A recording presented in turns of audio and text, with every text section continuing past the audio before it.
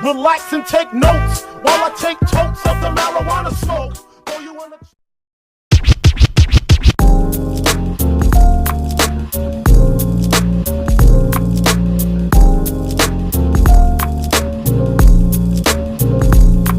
Assalamualaikum warahmatullahi wabarakatuh. Salam sejahtera untuk kita semua. Kembali lagi bersama saya Meisya Regina, salah satu mahasiswi dari Politeknik Pembangunan Pertanian Yogyakarta, Magelang. Pada kesempatan yang berbahagia ini, semoga kita semua selalu dalam keadaan sehat dimanapun kita semua berada. Dan pada kesempatan yang berbahagia ini juga, kita akan membahas suatu topik bahasan, yakni terkait ekonomi manajerial. Dan kita akan memahami secara bersama-sama apa saja prinsip-prinsip dalam ekonomi manajerial, serta manfaat dan juga tujuan dari penerapan ekonomi manajerial dalam kegiatan kita melakukan usaha bisnis ataupun lebih tepatnya usaha agribisnis yang kita lakukan, dan sejauh mana peran ekonomi manajerial dalam kita melakukan usaha agribisnis. Untuk lebih lengkapnya, yuk kita simak bersama videonya. Selamat menyaksikan. Nah, ekonomi manajerial sendiri merupakan cabang dari ekonomi yang mempelajari bagaimana prinsip-prinsip ekonomi dan metode analisis ekonomi dapat diterapkan dalam konteks pengambilan keputusan manajerial di suatu organisasi, perusahaan, dan juga bisnis yang akan kita lakukan. Nah, prinsip ekonomi manajerial membahas bagaimana organisasi membuat keputusan ekonomi untuk mencapai tujuan mereka, termasuk di dalamnya adalah analisis biaya, penentuan harga, serta alokasi sumber daya, dan juga strategi pengambilan keputusan manajerial. Nah, tujuannya ialah untuk mengoptimalkan penggunaan sumber daya, merencanakan strategi bisnis, dan juga mencapai tujuan organisasi dengan memanfaatkan konsep-konsep ekonomi dengan fokus pada aspek ekonomi dalam manajemen. Nah, ekonomi manajerial itu sendiri membantu dalam membuat keputusan yang lebih efisien serta efektif untuk mencapai keunggulan suatu kompetitif dalam suatu kegiatan usaha ataupun bisnis serta organisasi yang kita jalankan. Nah, dalam penerapan ekonomi manajerial, kita akan menjumpai beberapa konsep dan pedoman yang akan membimbing pengambilan keputusan manajemen dalam upaya mencapai tujuan organisasi. Beberapa prinsip utama ekonomi manajerial melibatkan: yang pertama, pemikiran marginal atau marginal thinking, di mana seorang manajer harus mempertimbangkan perubahan tambahan dalam keputusan mereka. Pemikiran marginal membantu mengidentifikasi bagaimana keputusan tambahan dapat mempengaruhi biaya dan manfaat. Yang kedua, pengelolaan sumber daya yang terbatas, di mana sumber daya seperti waktu, uang, dan juga tenaga kerja adalah sumber daya yang terbatas. Manajer harus mengelola sumber daya ini dengan bijak untuk mencapai tujuan organisasi. Yang ketiga adalah prinsip biaya kesempatan atau opportunity cost, di mana setiap keputusan memiliki biaya kesempatan, yaitu nilai dari pilihan yang terbaik yang akan diabaikan. Manajer harus mampu mempertimbangkan biaya kesempatan dalam pengambilan keputusan.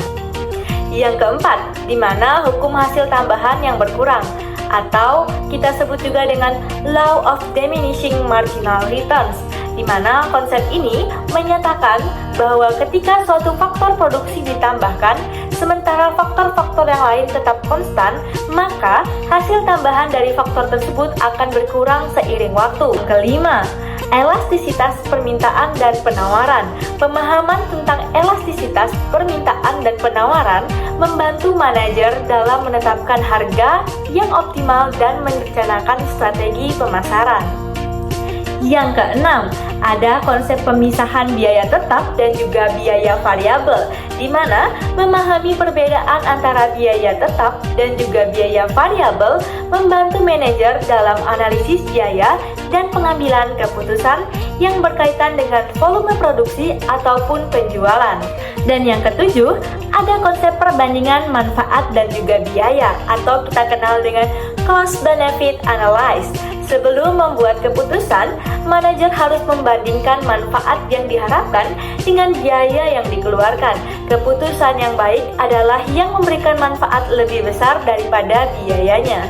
Yang kedelapan adalah prinsip pilihan yang tidak sempurna, atau bisa kita kenal dengan Principle of the Imperfect Decision, atau kondisi informasi yang tidak sempurna dan ketidakpastian yang merupakan bagian dari pengambilan keputusan.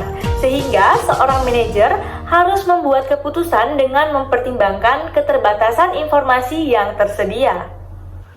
Dan yang kesembilan adalah prinsip tentang harga dan pendapatan marginal atau kita kenal dengan marginal price and revenue, di mana analisis harga dan juga pendapatan marginal membantu seorang manajer dalam menetapkan harga optimal dan memaksimalkan pendapatan.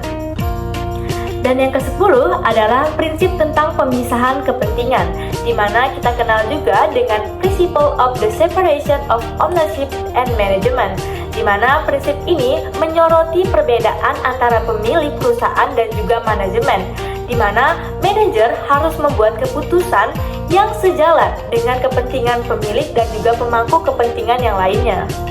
Dan prinsip yang terakhir atau prinsip yang ke-11, kita akan menerapkan keseimbangan resiko dan pengambilan atau kita sebut juga dengan risk-return trade-off, di mana keputusan investasi atau strategi bisnis harus mempertimbangkan keseimbangan antara tingkat resiko dan tingkat pengembalian yang diharapkan.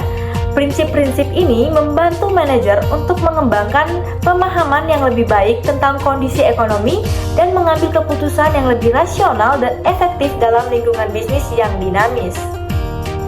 Nah, adapun tujuan utama dan juga tujuan kita memahami dari konsep ekonomi manajerial itu sendiri ialah untuk membantu suatu organisasi ataupun suatu perusahaan untuk mencapai suatu target efisiensi dan juga efektivitas dalam pengelolaan sumber daya serta pengambilan keputusan manajemen. Sekian pemaparan materi terkait ekonomi manajerial. Kurang dan lebihnya penyampaian saya dalam video tersebut saya mohon maaf. Salam sehat dan salam sejahtera untuk kita semua. Terima kasih, jumpa kembali.